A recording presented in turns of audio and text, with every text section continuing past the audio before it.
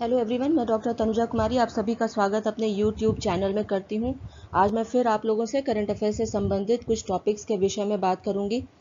अपने मैं वीडियो में जो करंट अफेयर से संबंधित अपलोड करती हूं, मेरा यह प्रयास रहता है कि यदि मैं एक किसी विषय पर बात कर रही हूं या टॉपिक पे, तो उससे संबंधित जितने भी प्रश्न पूछे जा सकते हैं उसका भी समावेश मैं अपने वीडियोज़ में करती हूँ। यदि आप लोगों को मेरे ये वीडियोज़ पसंद आते हैं तो प्लीज़ लाइक करें, शेयर करें और सब्सक्राइब करें।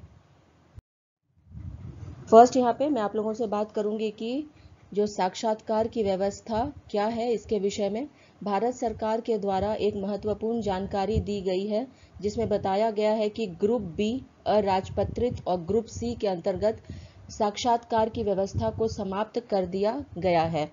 अब यहाँ पे यदि हम और अधिक बात करते हैं ग्रुप बी और बी सर्विसेज के विषय में, तो भारत सरकार का यह निर्णय ग्रुप बी के गैर राजपत्रित पदों के लिए लिया गया है। भारत के 23 राज्यों और 8 केंद्र शासित प्रदेशों में सरकारी नौकरियों में साक्षात्कार की व्यवस्था समाप्त कर दी गई है। कार्मिक मंत्रालय के द्वारा यह बताया गया है कि 2016 से ही साक्षात्कार को समाप्त कर दिया गया है।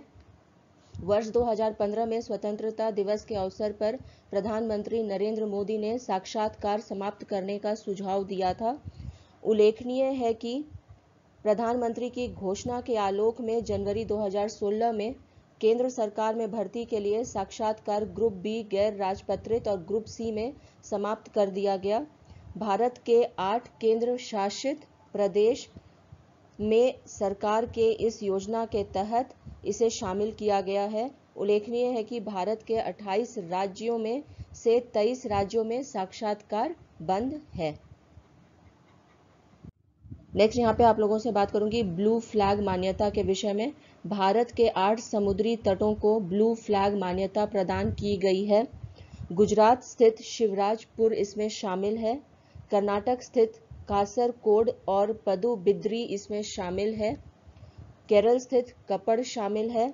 द्वी स्थित घोगला इसमें शामिल है। उत्तर प्रदेश स्थित ऋषिकोंडा इसमें शामिल है।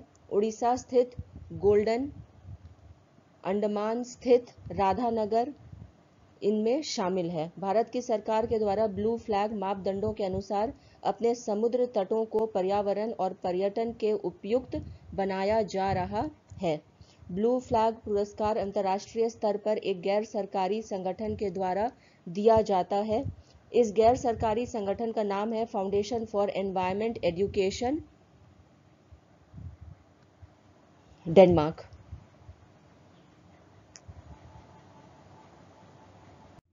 नेक्स्ट यहाँ पे मैं आप लोगों से बात करूंगी रोमानिया के विषय में।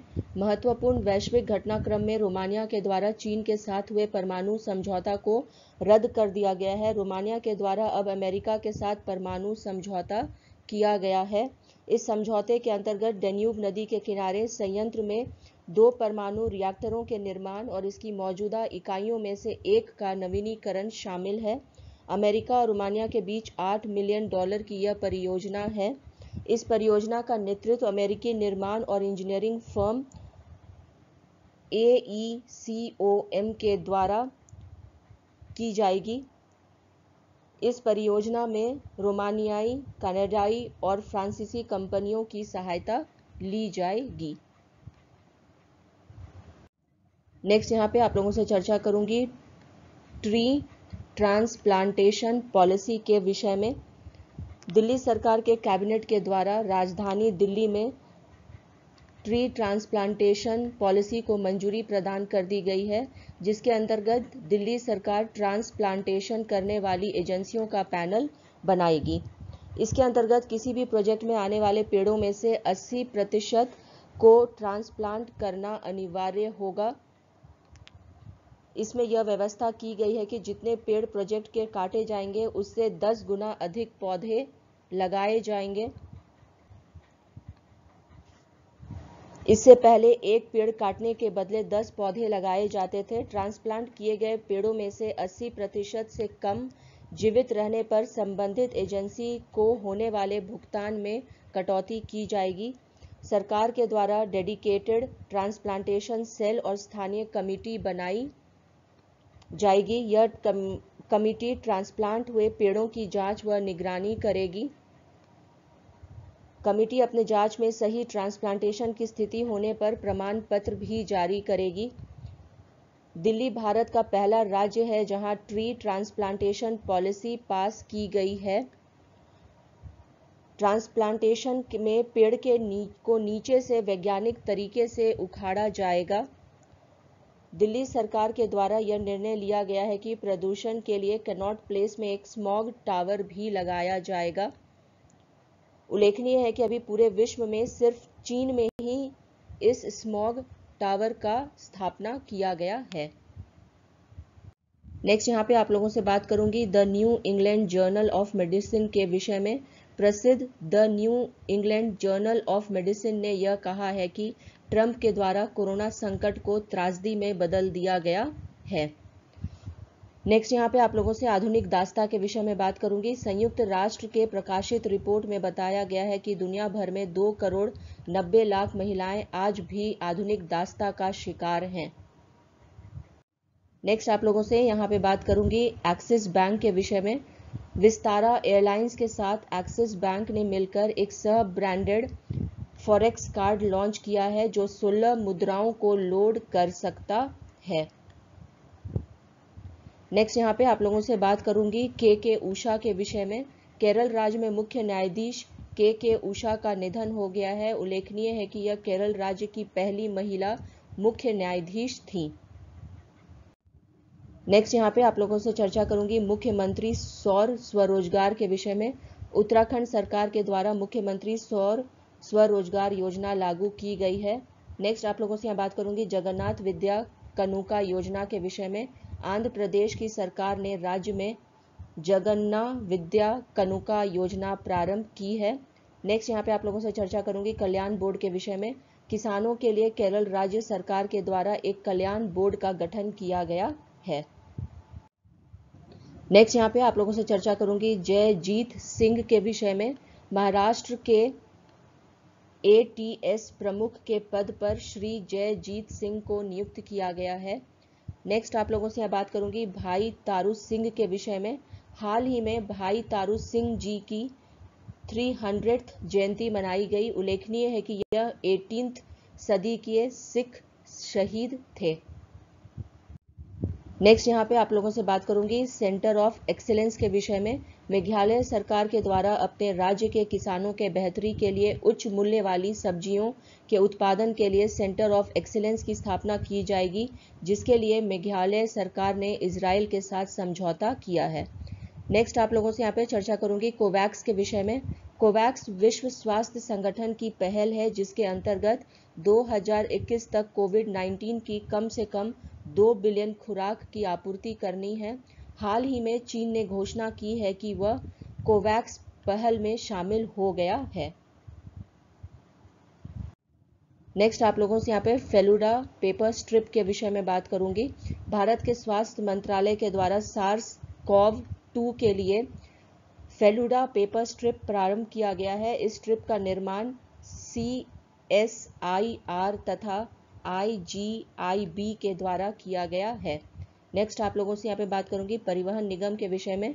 राष्ट्रीय राजधानी क्षेत्र परिवहन निगम पर दिल्ली सरकार ने धूल नियंत्रण के उपाय नहीं करने के कारण 50 लाख रुपए का जुर्माना लगाया है। नेक्स्ट यहाँ पे आप लोगों से चर्चा करूंगी स्वास्थ्य व्यय सूचकांक के विषय में। स्वास्थ्य व्यय सूचकांक जारी कर दिया गया है जिसमें भारत 155th प्लेस पे है। भारत स्वास्थ्य पर बजट का 4% से कम खर्च करता है, जो कि बहुत ही कम है इतने बड़ी जनसंख्या वाले देश के लिए। नेक्स्ट यहाँ पे मैं आप लोगों से चर्चा करूंगी नेक्स्ट जनरेशन ट्रेजरी एप्लीकेशन के विषय में। रिजर्व बैंक ऑफ इंडिया के द्वारा यह घोषणा किया गया है कि विदेशी मुद्रा और सोने के भंडार का प्रबंधन के लिए नेक्स्ट जनरेशन ट्रेजरी एप्लीकेशन का उपयोग किया जाएगा। नेक्स्ट यहाँ पे आप लोगों से चर्चा करूंगी तीसरे सबसे बड़ी अर्थव्यवस्था के विषय में। लेसेंट के द्वारा यह बताया गया है कि भारत 2050 तक जापान को हटाकर तीसरे सबसे बड़ी अर्थव्यवस्था के रूप में अपने आप को स्थापित कर लेगा। नेक्स्ट आप लोगों से चर्चा करूंगी बालिका दिवस के विषय में। बालिका दिवस का आयोजन 11 अक्टूबर को किया गया था। इस वर्ष का थीम था मेरी आवाज हमारा समान भविष्य। नेक्स्ट आप लोगों से निहाल सरीन के विषय में बात करूंगी। COM के द्वारा आयोजित junior speed online championship Bharat के निहाल सरीन ने जीत लिया है। नेक्स्ट आप लोगों से बात करूंगी चैतन्य वेंकटेश्वरन के विषय में। अंतर्राष्ट्रीय बालिका दिवस के अवसर पर ब्रिटेन में आयोजित प्रतियोगिता में एक दिन के लिए चैतन्य वेंकटेश्वरन को उच्चायुक्त बनाया गया है। नेक्स्ट आप लोगों से यहाँ पे चर्चा करूंगी भारतीय क्रिकेट बोर्ड के विषय में। भारतीय क्रिकेट बोर्ड के द्वारा महिला T20 चैलेंज टीम के स्केड्यूल का घोषणा कर दिया गया है, जिसके अनुसार 4 नवंबर से 9 नवंबर तक संयुक्त राज्य अमीरात में यह आयोजन होगा। भारतीय क्रिकेट बोर्ड के द्वारा महिला T20 चैलेंज के लिए 3 टीमों का घोषणा किया गया है। नेक्स्ट आप लोगों से यहाँ पे ईगा शिवयोनटेक के विषय में बात करूंगी। 19 वर्षीय पोलैंड की ईगा शिवयोनटेक ने फ्रेंच ओपन खिताब जीत लिया है। उल्लेखनीय है कि 1992 में 18 साल की मोनिका सेलेस ने फ्रेंच ओपन जीता था। नेक्स्ट आप लोगों से यहाँ पर चर्चा करूंगी न्यूक्लियर डील के विषय में। चीन के द्वारा ईरान के न्यूक्लियर डील पर समर्थन की घोषणा की गई है। उल्लेखनीय है कि चीन ईरान का सहयोगी है तथा 2015 में हुए ईरान परमाणु समझौते का एक पक्ष भी रहा है।